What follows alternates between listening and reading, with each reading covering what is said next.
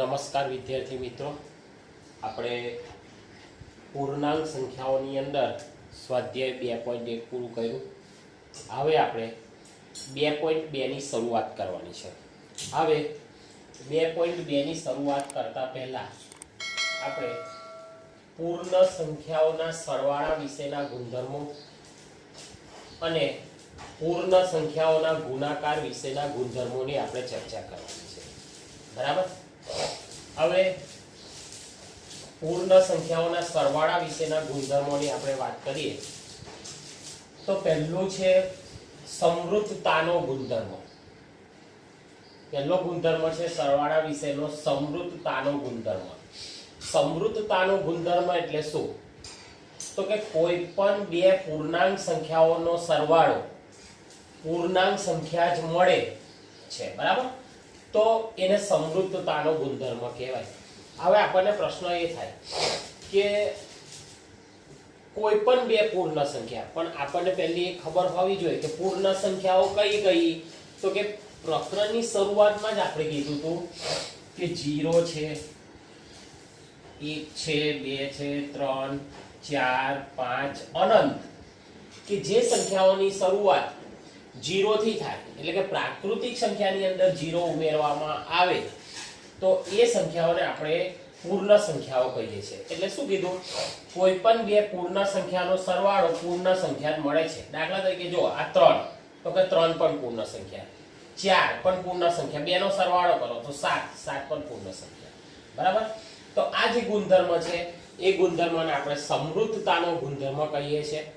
હવે એની પછી બીજા નંબરનો ગુણધર્મ છે ક્રમનો નિયમ. ક્રમનો નિયમ, બરાબર છે. હવે એક વસ્તુ વિચારો, ક્રમનો નિયમ. ક્રમ આપણને ખબર છે, 1 2 3 4 5 6 એમ લાઈનમાં બેઠા હોય તો એને ક્રમ કહેવાય. બરાબર. તો ક્રમના નિયમની અંદર શું કહે છે તમે જુઓ કે કોઈ પણ બે પૂર્ણ સંખ્યાનો સરવાળો ગમે તે ક્રમમાં કરવામાં આવે તો પણ પરિણામ સરખું જ મળે છે. કોઈ પણ બે પૂર્ણ સંખ્યા લો, બરાબર. એક વખત તમે લો 3 + 4, ચાલો કેટલો જવાબ આવ્યો? 3 + 4 = 7. હવે તમે એવું કરો, એનો ક્રમ બદલો. બરાબર છે. શું કરવાનો છે? એનો ક્રમ બદલવાનો છે. એટલે કે 4 ને આગળ લઈ આવો, 3 ને પાછળ લઈ જાઓ. જો 4 + 3 તો પણ જવાબ કેટલો મળે છે આપણને? 7. બરાબર છે. એટલે કોઈ પણ બે પૂર્ણ સંખ્યાનો સરવાળો ગમે તે ક્રમમાં કરવામાં આવે તો પણ પરિણામ આપણને સરખું જ મળે છે. અહીં તમે જોઈ શકો છો. આમ 3 + 4 = 4 + 3, આ બંનેનું પરિણામ આપણને કેવું મળ્યું છે? સરખું મળ્યું છે. કેવું મળ્યું છે? સરખું મળ્યું છે. બરાબર છે.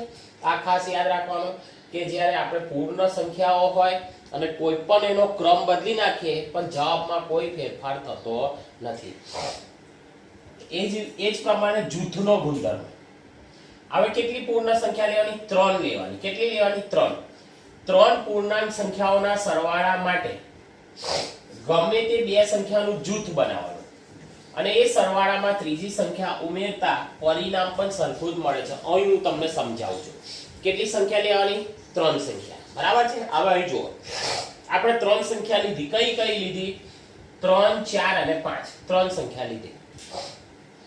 હવે 3, 4, 5 ની અંદર મેં પહેલા શું કર્યું તે તમે જુઓ.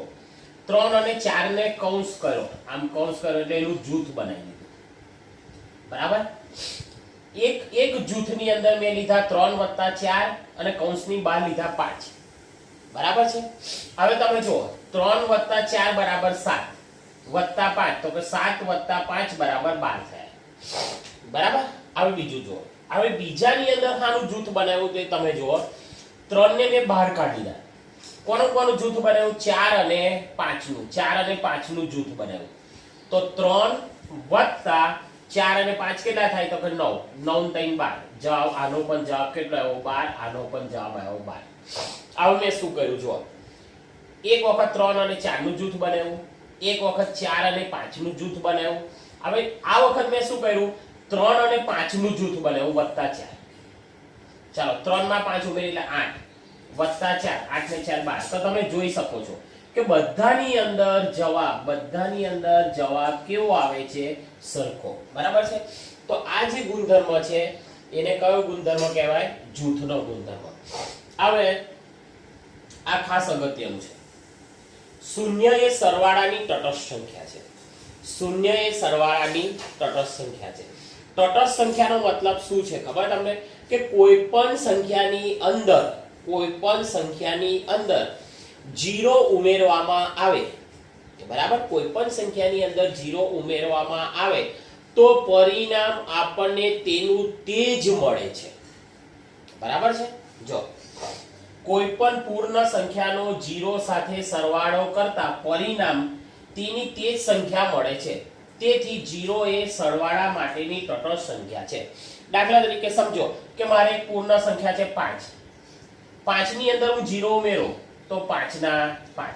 0 ની અંદર 5 ઉમેરું તો પણ જવાબ મને કેટલો મળે છે? 5 નો 5. બરાબર છે?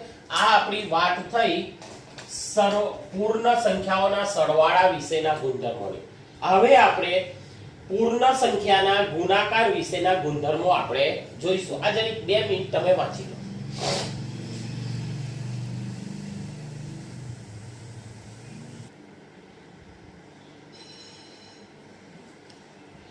ચાલો, પૂર્ણ સંખ્યાઓના ગુણાકાર. પૂર્ણ સંખ્યાઓના ગુણાકાર વિશેના ગુણધર્મો. પહેલા આપણે જે ગુણધર્મો જોયા એ સરવાળા વિશેના ગુણધર્મો જોયા. હવે આપણે પૂર્ણ સંખ્યાઓના ગુણાકાર વિશેના ગુણધર્મોની વાત કરવાની છે. બરાબર? ચાલો, પહેલું છે આપણું સમૃદ્ધતાનો ગુણધર્મ. બરાબર છે? સારો ગુણધર્મ, સમૃદ્ધતાનો ગુણધર્મ. કોઈ પણ બે પૂર્ણ સંખ્યાનો ગુણાકાર પૂર્ણ સંખ્યા જ મળે છે. સરવાળામાં શું કીધું તો આપણે કે કોઈ પણ બે પૂર્ણ સંખ્યાનો સરવાળો પૂર્ણ સંખ્યા જ મળે છે. એ જ રીતે કોઈ પણ બે પૂર્ણ સંખ્યાનો ગુણાકાર પૂર્ણ સંખ્યા જ મળે છે. આપણે બે સંખ્યા છે 5 ગુણ્યા 4, આ બંને પૂર્ણ સંખ્યા છે. 5 પણ પૂર્ણ સંખ્યા છે અને 4 પણ પૂર્ણ સંખ્યા છે. બરાબર? તો 5 ગુણ્યા 4 તો કે 5 ચોક 20, આપણને જવાબ કેટલો મળ્યો? 20. તો 20 પણ કેવી સંખ્યા છે? તો કે પૂર્ણ સંખ્યા છે. બરાબર છે? આપણે કીધું કે પ્રાકૃતિક સંખ્યાની અંદર 0 ઉમેરીએ તો આપણી બધી સંખ્યાઓ પૂર્ણ સંખ્યા બને છે. બરાબર? તો સૌથી નાની પૂર્ણ સંખ્યા કઈ? તો કે 0. અને સૌથી મોટી પૂર્ણ સંખ્યા કઈ? તો કે અસંખ્ય. બરાબર છે? એ જ રીતે બીજો ગુણધર્મ છે ક્રમનો નિયમ. બરાબર? ક્રમનો ગુણધર્મ. તો કે કોઈ પણ બે પૂર્ણ સંખ્યાનો ગુણાકાર, કોઈ પણ બે પૂર્ણ સંખ્યાનો ગુણાકાર ગમે તે ક્રમમાં કરવામાં આવે તો પણ, ગમે તે ક્રમમાં કરવામાં આવે તો પણ પરિણામ સરખું જ મળે છે. દાખલા તરીકે જો 3 ગુણ્યા 4, 3 ચોક 12, જવાબ આવી ગયો. હવે હું એનો ક્રમ બદલું છું. 4 ને આગળ લાવો, 3 ને પાછળ લઈ જાઓ તો કે 4 ગુણ્યા 3 બરાબર 12. તો જો બંને જવાબ કેવો આવ્યો? સરખો. એટલે 3 ગુણ્યા 4 બરાબર 4 ગુણ્યા 3. આ બંને કેવું છે? સરખું છે. એટલે એનો ક્રમ બદલવામાં આવે તો પણ કોઈ ફેરફાર થતો નથી. હવે ત્રીજો આપણો ગુણધર્મ છે જૂથનો ગુણધર્મ. તો કે 3 પૂર્ણાંક સંખ્યાઓના ગુણાકાર માટે કેટલી સંખ્યા લેવાની? 3. 3 પૂર્ણાંક સંખ્યાના ગુણાકાર માટે બે સંખ્યાનું જૂથ બનાવવાનું. 3 ની અંદરથી બે સંખ્યાનું આપણે શું બનાવવાનું? જૂથ બનાવવાનું. અને જે ત્રીજી સંખ્યા વધે એને ગુણ્યા જે હોય એ પૂર્ણ સંખ્યા લખી દેવાની. બનાવી તેના ગુણાકારમાં ત્રીજી સંખ્યા ગુણતા પરિણામ આપણને સરખું જ મળે છે. દાખલા તરીકે જો મેં 3 સંખ્યા લીધી, 3, 4 અને 5. બરાબર છે? હવે તમે અહીં જોઈ શકો છો 3 અને 4 નું જૂથ બનાવ્યું, 5 ને બહાર રાખ્યા. બરાબર? તો તમે જો 3 ચોક 12, 12 લખ્યા, ગુણ્યા 5, ગુણ્યા 5 તો કે 12 × 5 = 60. આપણો જવાબ કેટલો આવ્યો? 60. બરાબર? ચાલો, હવે મેં શું કર્યું? બીજાની અંદર 3 ને બહાર રાખ્યા, 4 અને 5 નું જૂથ બનાવ્યું. અહીં તમે જોઈ શકો છો. તો 3 ગુણ્યા 4 × 5 = 20. તો કે 20 તારી 60. 60 સરખો જવાબ આવી ગયો. ચાલો બીજું. હવે શું કર્યું? મેં અલગ જૂથ બનાવ્યું. 4 ને બહાર કાઢી લીધા અને 3 અને 5 નું જૂથ બનાવ્યું. એટલે 3 ગુણ્યા 5. બરાબર? એટલે 4 ગુણ્યા 15, 15 ચોકું 60. તો તમે જોઈ શકો છો દરેક વખતે હું અલગ અલગ જૂથ બનાવું છું અને તેમનો ગુણાકાર કરું તો પણ મને જવાબ કેવો મળે છે? સરખો. તો આ જે ગુણધર્મ છે એને જૂથનો ગુણધર્મ કહેવામાં આવે છે. બરાબર છે? આ ખાસ અગત્યનું છે. બરાબર? ચાલો આગળ. ચોથું, એક એ ગુણાકારની તટસ્થ સંખ્યા છે. આપણે અગાઉ જોઈ ગયા કે 0 એ સરવાળા વિશેની તટસ્થ સંખ્યા છે, જ્યારે 1 એ ગુણાકાર વિશેની તટસ્થ સંખ્યા છે. હવે તટસ્થ સંખ્યા કોને કહેવાય? પહેલા તો કે તટસ્થ સંખ્યા એને એવું કહેવાય કે કોઈ પણ સંખ્યાને આપણે 1 વડે ગુણીએ તો પરિણામ આપણને તેનું તે જ મળે છે. દાખલા તરીકે સમજો કે 25 છે, તો 25 ગુણ્યા 1 કરું તો મને જવાબ 25 જ મળશે. 25 × 1 = 25, તેની તે જ સંખ્યા મળી. દાખલા તરીકે 10 છે, તો કે 10 ગુણ્યા 1 તો કે 10 × 1 = 10, 10 × 1 = 10. બરાબર? તો મને કેટલા મળ્યા? તો કે 10. કેટલા મળ્યા? 10. એટલે કે શું કીધું છે? કોઈ પણ પૂર્ણાંક સંખ્યાનો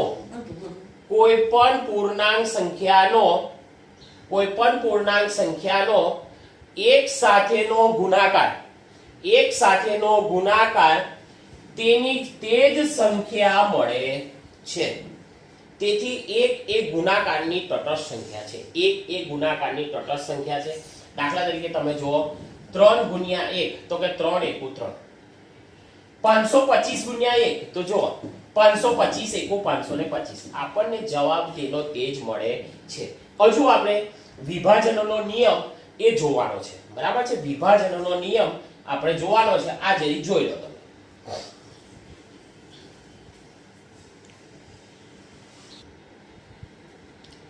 ચાલો, 5મા નંબરનું છે વિભાજનનો નિયમ.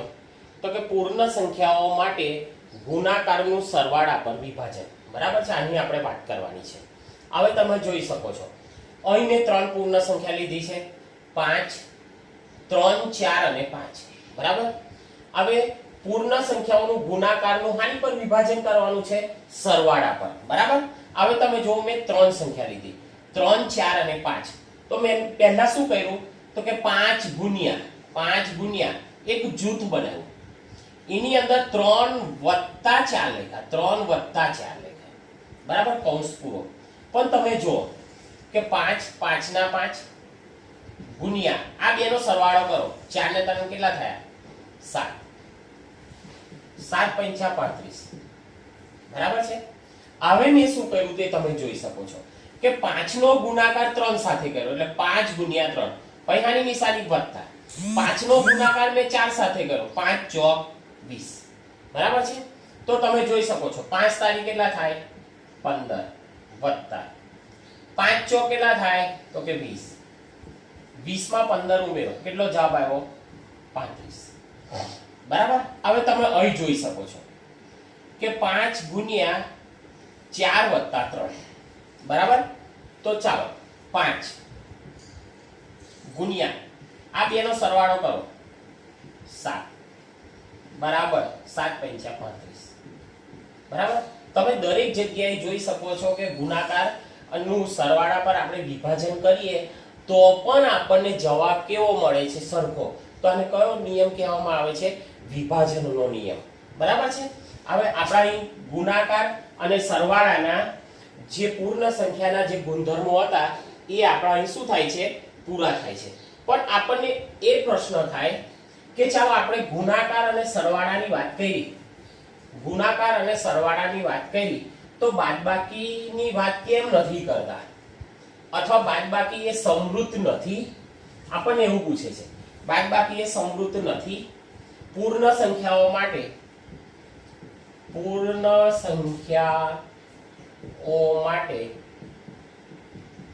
બાદબાકી સમૃદ્ધ નથી. બાદબાકી એ સમૃદ્ધ નથી. તો કે આપણે ચેક કરી લઈએ. દાખલા તરીકે મેં બે પૂર્ણ સંખ્યા લખું છું, 6 - 2. ચાલો 6 માંથી 2 કાઢો. આ પણ પૂર્ણ સંખ્યા, આ પણ પૂર્ણ સંખ્યા. તો તમે જુઓ 6 માંથી 2 કાઢો, 4. તો 4 પણ આપણને કેવી સંખ્યા મળી? પૂર્ણ સંખ્યા. બરાબર? તો સમૃદ્ધ હોવું જ જોઈએ. પણ અહીં તો આપણને ના પાડે છે કે પૂર્ણ સંખ્યાઓ બાદબાકી માટે સમૃદ્ધ નથી. અહીં તમે જોઈ શકો છો આ પણ પૂર્ણ સંખ્યા, જવાબ પણ મળે છે, એ પણ પૂર્ણ સંખ્યા, તો સમૃદ્ધ હોવી જ જોઈએ. પણ અહીં તો ના પાડે છે. તો હવે બીજું એક ઉદાહરણ લઈએ આપણે. દાખલા તરીકે મેં લઉં છું 2 - 6. ચાલો 2 માંથી 6 ઓછા કરો, ના થાય. 6 માંથી 2 ઓછા કરો તો કે 4. મોટી સંખ્યા આગળ હાની નિશાની ઓછાની તો કે -4. હવે આપણે જુઓ કે -4 એ પૂર્ણ સંખ્યા નથી. -4 એ પૂર્ણ સંખ્યા નથી. તેથી અહીં કીધું છે કે પૂર્ણ સંખ્યાઓ બાદબાકી માટે સમૃદ્ધ નથી. ક્લિયર? ચાલો બીજું એક ઉદાહરણ લઈએ. હવે ભાગાકારની વાત કરીએ.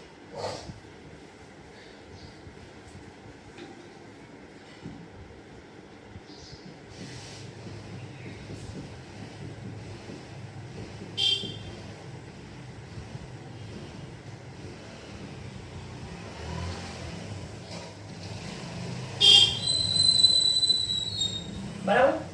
ચાલો પૂર્ણ સંખ્યાઓ ભાગાકાર માટે સમૃદ્ધ નથી એવું આપણને કહે છે. પહેલા કીધું નથી. બરાબર? તો આપણે દાખલા તરીકે એક ઉદાહરણ લઈએ. ચાલો 8/4 આ પણ પૂર્ણ સંખ્યા, આ પણ પૂર્ણ સંખ્યા. ચાલો 8/4 કરો. 4 દુના 8. આપણો જવાબ 2 આવ્યો. તો તમે જોઈ શકો આ પૂર્ણ સંખ્યા, આ પૂર્ણ સંખ્યા અને આ પણ પૂર્ણ સંખ્યા. 3 એ 3 આપણને પૂર્ણ સંખ્યા મળે છે. 3 એ 3 પૂર્ણ તો સમૃદ્ધ હોવી જોઈએ. બરાબર છે? પણ આપણને ના પાડી છે. હવે બીજું એકાદ ઉદાહરણ લઈ લઈએ. દાખલા તરીકે મેં લઉં છું 5/7. ચલો 5/7 કરું તો એ તો પોઈન્ટમાં જવાબ આવી જાય. અથવા 5/7 એનો મતલબ શું થાય? 5/7. બરાબર છે? 5/7. આ તો આપણો અપૂર્ણાંક આવી ગયા. શું આવી ગયા? અપૂર્ણાંક. તેથી કીધું છે કે પૂર્ણ સંખ્યાઓ એ ભાગાકાર માટે સમૃદ્ધ નથી. બરાબર છે? ક્લિયર? આટલી ખબર પડી ગઈ? ચાલો હવે આપણે સ્વાધ્યાય 2.2 ની શરૂઆત કરવા જઈ રહ્યા છે. બરાબર? હવે 2.2 આપણને શું કહે છે તે તમે જુઓ. 2.2 એવું કહે છે, દાખલા નંબર 1, સંખ્યાઓને યોગ્ય રીતે ગોઠવી. સંખ્યાઓને યોગ્ય રીતે ગોઠવી.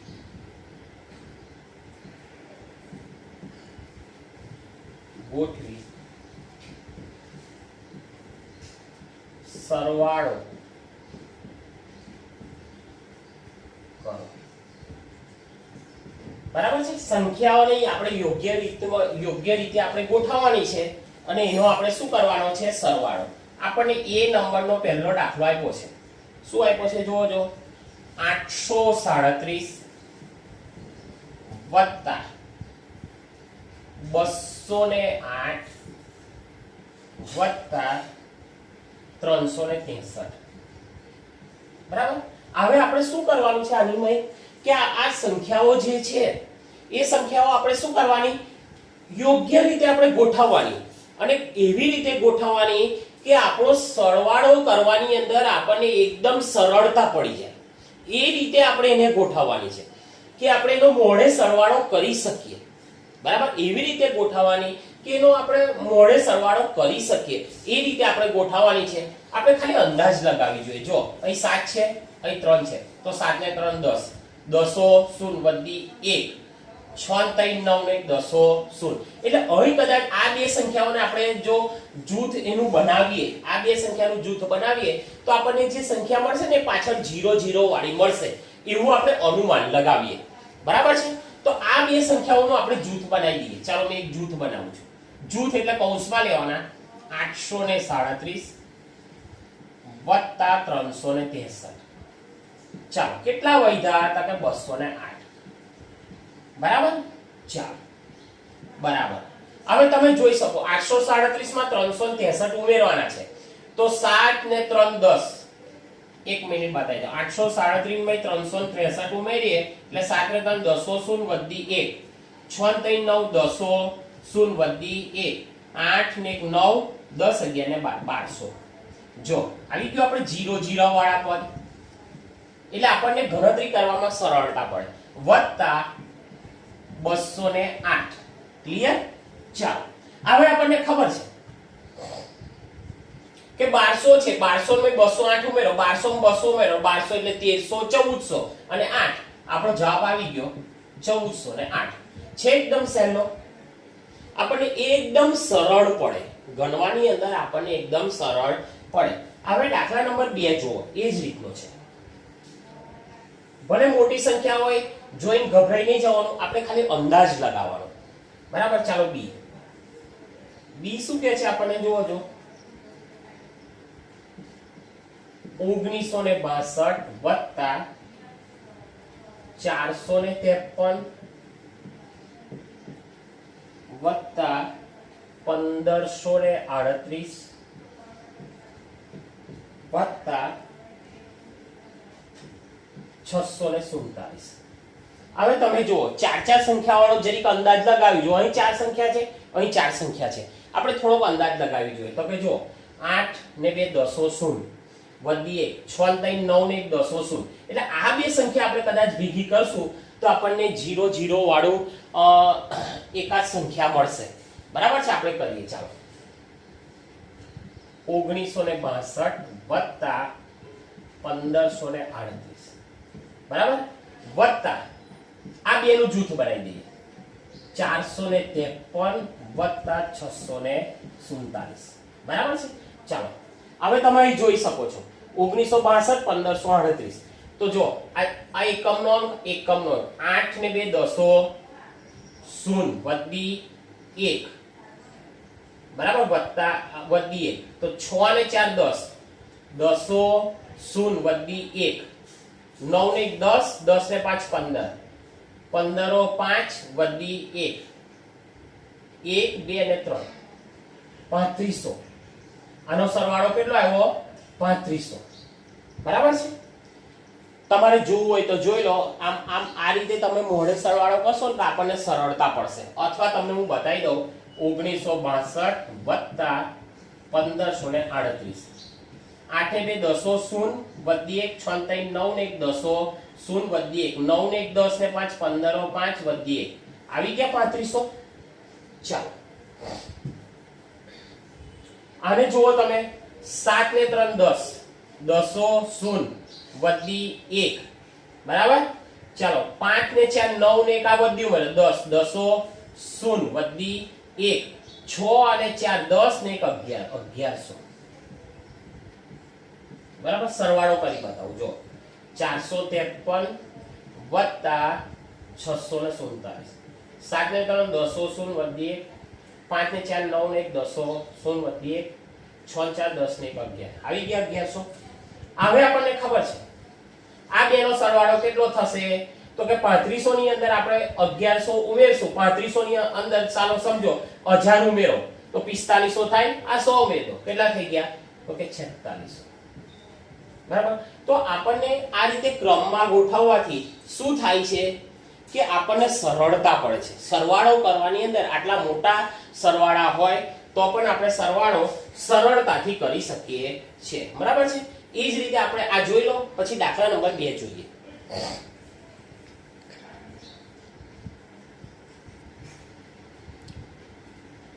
ચાલો દાખલા નંબર 2 શું કહે છે? સંખ્યાઓને યોગ્ય રીતે ગોઠવીને ગુણાકાર કરો. બરાબર, સંખ્યાઓને આપણે ગોઠવવાની છે અને ગુણાકાર કરવાનો છે.